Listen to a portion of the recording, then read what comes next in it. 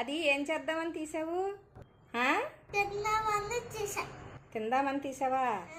నువ్వు తింటావా ఆరెంజ్? రోజు తింటావా?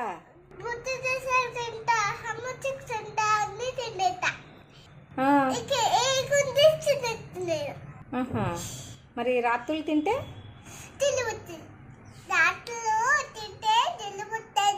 ఆరెంజా? రాత్రులు తినకూడదా?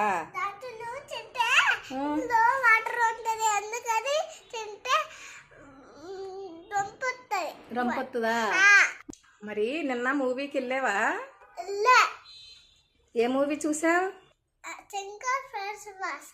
ఏ మూవీ?